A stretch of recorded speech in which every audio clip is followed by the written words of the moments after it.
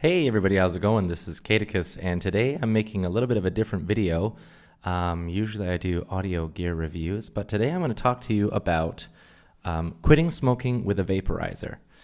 This is a question I get a lot day to day in like China, where I live, because I'm a pretty avid vapor. Been vaping for about 4 years. I used to smoke cigarettes for 26 years. I was 9 when I started. It was really cool back in 1989. Now you know how old I am. The thing that I like, the reason I want to do this video is because I find a lot of people want to quit smoking and they've used patches or whatever, like, and then they come up to me and they ask me, how does vaping compare to smoking? Or oftentimes I get people saying, I've tried quitting with a vaporizer before, but it doesn't work. And then I ended up smoking again. And I think there are a few things that you can do. If you're interested in vaping as an alternative to smoking, there are some interesting things that you can do, or not interesting, there are some useful pieces of knowledge that you can have going into it to know how to get the most success out of replacing your smoking habit with vaping. So to give you a start out here, I will show you my vaporizer. There it is right there. It's a pretty standard thing right there. The brand is called Smoke. It's like no E on the end of it, but it is called Smoke, not Smock. I live in China and it's made in China, and I've actually talked to the leaders at the owners, CEO and stuff like that of the smoke company at conferences, and I know that they do call it Smoke as well. So it's not Smock. That's a piece of clothing. Come on now. But anyway, this isn't a bad vaporizer here. It's 220 watts. That's the power that it has. It also has a temperature mode, so you can vape according to temperature. On the top here, I have a smoke atomizer, the tank atomizer, and it's got like a easily opened and closed thing for adding or for putting oil in. Now, the question is, how do you have the best success at quitting smoking with a vaporizer? Well, there's a few things to know. Number one, if you really want to quit smoking with a vaporizer, you don't want to buy a really cheap vaporizer, something like a little pen thing that's sucking on it and getting almost nothing out of it. You don't want to buy one of those like 30 kwai things or $30 things, because you're probably going to end up trying to puff something that feels like you're smoking or feels like you're inhaling something, and you're going to get nothing from it, and you're going to put down the vaporizer and start smoking again. So this is one of the first mistakes that I find with people who are trying to quit smoking with vaporizers, is they get really, really crappy vaporizers, and it doesn't work very well for them, and they end up just going back to their smokes. The other thing is some of the vaporizers can be a little bit difficult to use. So for example, I'm using this one here as I've shown you, and inside there it's got an atomizer that just basically, when it's like dead, you just open up the tank, you unscrew it, put in a new one, close it up, add oil, and you're ready to go. But there are ones that are more professional or more hardcore for vaporizers. Those are called drippers, and basically has a couple of coils inside, and you have to either make the coils yourself or buy them pre-made. Then you have to take the cotton, you have to measure it to length, you have to pull that cotton through, you have to line it up, you have to put it down in the atom. It's a process. If you're just starting vaping, you don't want to start with a dripper. It's called a dripper because it doesn't have a tank on it. You just drip the oil down on there. You don't want rebuildable coils and stuff like that. If you're just quitting smoking and you're not, you're totally new to vaporizing, you want to get a tank with an atomizer inside of it, just a screw-in atomizer. That's step one. You want it to be easy. The second thing is, some of the vaporizers, here I'll show you this here. This is kind of an expensive one. It's called the Provari 3. It's a very well-known brand. It only uses a single battery, and it's not a sub-ohm. What that means is it's not like 300 watts or 200 watts. 300. It's not like 200 watts or 150 watts. It's more like 20. So it uses a much higher ohmage. Ohmage? Did I just make that word up? I don't know. It uses much lower wattage. It also, in my experience, this Provari here has a very low, like, it's more about flavor and less about giant clouds coming out of your mouth. Personally, I don't feel very satisfied when I use this. It's really nice to, I don't know, show off that you bought a Provari. But I know it's Tiffany pink. It's weird for a guy. Whatever. It's the one I could get. But personally, I like the box style. I like, this is another box right here. I like to be able to hold the box in my hand with the vaporizer and press it and vape it. I like that style more. Also with 2 batteries, the power tends to last a bit longer, well, quite a bit longer than just a single battery stick. But anyway, going back to you being new and just trying to quit smoking. So the first part is make it simple. Get yourself a tank. You can go to pretty much any vape store in Canada or America or England or whatever, and you can buy yourself a set with a vaporizer on, like the tank on top and the box with the battery thing on the bottom. Some of the boxes will have their own rechargeable battery built into it. You can't remove it. Those are okay if you want pure simplicity. You plug it in at night and then use it in the daytime. But if your power dies, you have to plug it in to use it again. And I don't mean like plug it in and use it while it's charging. That's never recommended. You have to plug it in, wait for it to fill up full, like charge up full, and then unplug it. So if you run out of batteries, you're kind of screwed for the day. For mine here, all of these, you can open them up and put in batteries. And the batteries, you'll get a charger and you'll get a special kind of battery. They're kind of a fat battery. The people at the vape store that you're buying from will be able to give you advice on that. In my personal advice, I would say don't buy the vaporizers with rechargeable batteries unless you just want to vape a little bit. No big deal. It'll probably last all day. But if you want to vape a lot, then you're probably going to want something where you can remove the batteries and replace them with the other ones that are already charged, and then you're good to go. The other thing that I would say to pay attention to is how much nicotine is in your oil. So let's say, I'll give you like a table that works for me.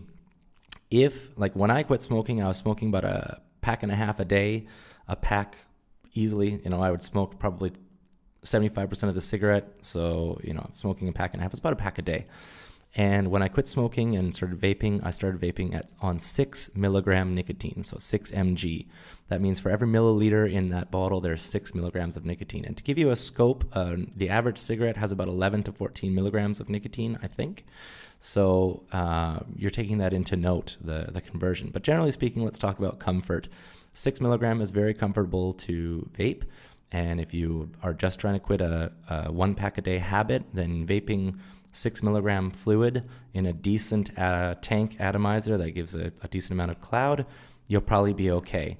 If you're a 2 pack a day or more smoker, you're a chronic heavy smoker, you're probably going to want to get heavier nicotine oil.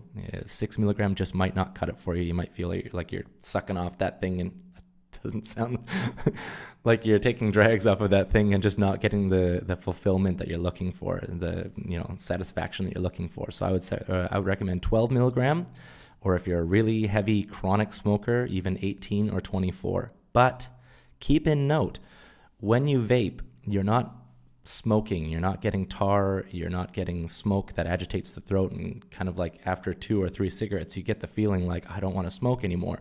With a vaporizer, it can be comfortable the whole way through. It can be comfortable on the first puff and the 100th puff. So you want to make sure that you don't overdo it. If you start feeling a little bit dizzy or whatever, or uncomfortable, stop vaping, drink some water, and take a little break. That's your body saying, I have way too much nicotine. And with the 12 milligram, 18 milligram, and 24 milligram nicotine oils, you're going to feel it. That's going to happen if you have too much. You won't get the like what you get from cigarettes of like, oh, this hurts my throat, I'm not going to smoke anymore. You don't get that. It's comfortable the whole way through. But on to the next point, there is an adjustment.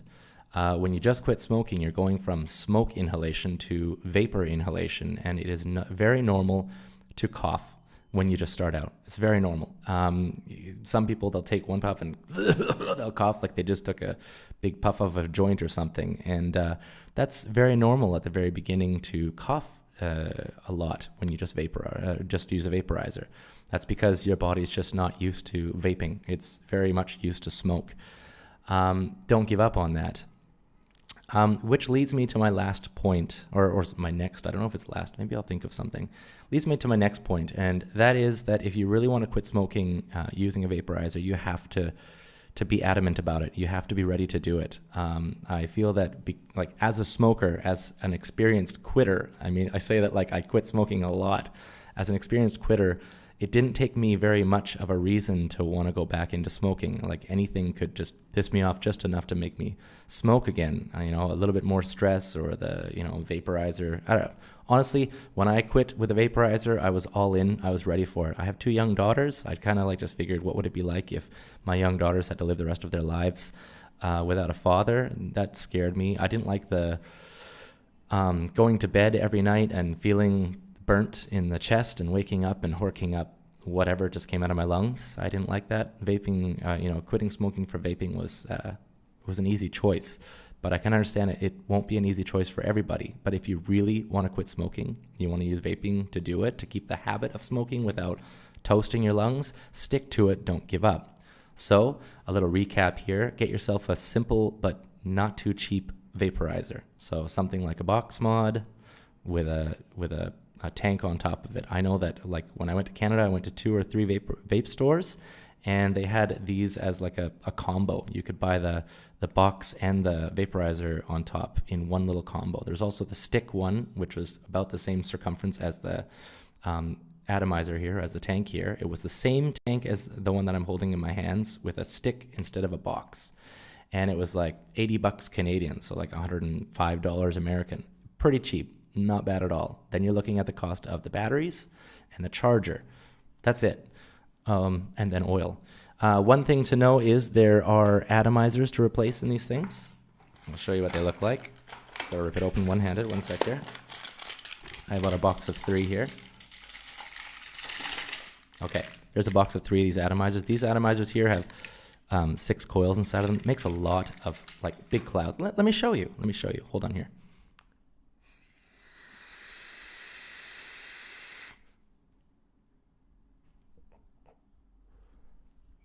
Okay, so big clouds, very fulfilling. I will mention one of the reasons I quit smoking was because I'm an English teacher. I need my voice. I need to talk all the time. I'm teaching children. And I'm also a singer. I like making music. I like singing and things like that. And I found that when I was smoking, I would always blow O's, which meant that my smoke was always sitting in my throat. It was agitating my throat. Every 2 seconds, I'd be all the time. With vaping, I don't get that. I just don't. As for my personal nicotine amount, I make my own oil. That is something that you can do. I make my own oil, and I probably put less than 1 milligram of nicotine per milliliter in my oil. My nicotine is extremely low. You might ask, why do I even bother? Well, because nicotine has a bit of a stimulating effect. So basically, like, coffee has decaf, and decaf coffee still has a little bit of caffeine. My oil has nicotine, but it's basically like D-nicotine. It's very low. And the reason mine is so low is because I love to vape, and I take maybe 100 or 200 puffs a day. And because I vape so much, I don't want to have any higher nicotine. If my nicotine is like even double what it is right now, because of the frequency that I vape, I get dizzy as if I've had too much nicotine. So it allows me to vape a lot without overdoing it on the nicotine. But again, going back to you being a new vapor and wanting to quit smoking, you smoke a pack a day, 6 milligram fluid or liquid should work just fine for you. You smoke more than a pack a day, maybe 2 packs a day or more. There are people who do that. You're looking at 12 milligrams or 18 or even 24. But remember, if you're on those high numbers, take it easy, because it's really easy to get too much nicotine. You'll feel it. You'll feel uncomfortable. You'll feel maybe lightheaded or agitated. Drink water, take a break from your vape, and you'll be fine. You'll be fine. Of course, if you get serious heart palpitations or whatever, call the ambulance. Why am I laughing about that? That's not funny. No, just take it easy if you have the really high level nicotine. Even 6 milligram nicotine fluid, if you overdo it, if you vape just non-stop, just emptying that tank and then filling it up and non-stop, you can still get yourself to feel uncomfortable. It's a little bit slower uptake of nicotine. You should be okay if you just take a break and drink some water. So recapping, I think, again, decent mod, like the mod is the box, that's the termination, or the terminology for it. It's called a mod. A decent mod, you're looking at, if you're just quitting smoking and just getting into vaping, 100 watt box should be enough. But most of the like general boxes these days, they're 200 or 220 watt boxes. It's very common to find those.